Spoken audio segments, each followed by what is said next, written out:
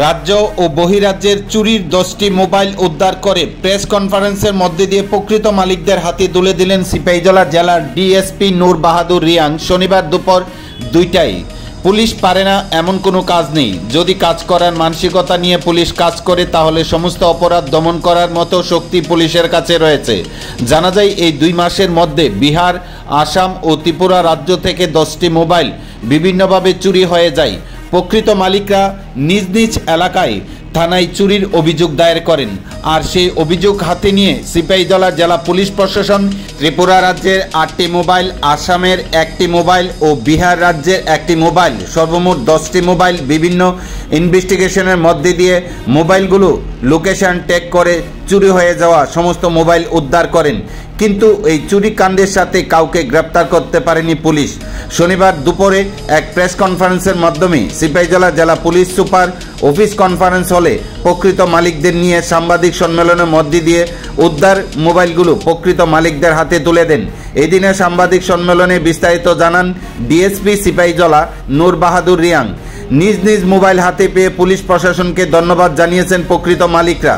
জনগণের বক্তব্য, পুলিশ ইচ্ছা করলে সমস্ত কাজকে সম্ভব করতে পারেন। অপরাধ দমন করার ক্ষেত্রে পুলিশ যদি সঠিকভাবে পদক্ষেপ গ্রহণ করেন তাহলে অনায়াসে ক্রাইম বন্ধ করতে পারেন।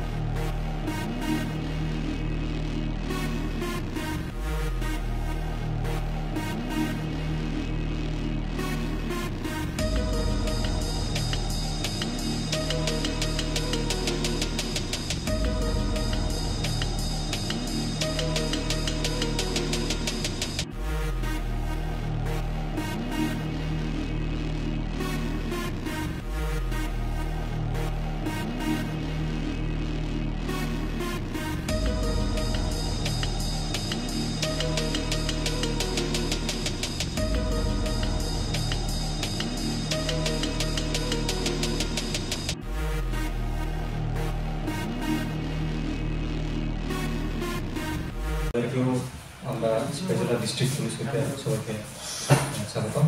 আমাদের এই ছোট একটা mobile lost mobile recovery handover প্রোগ্রামে আপনারা যারা এখানে আসছেন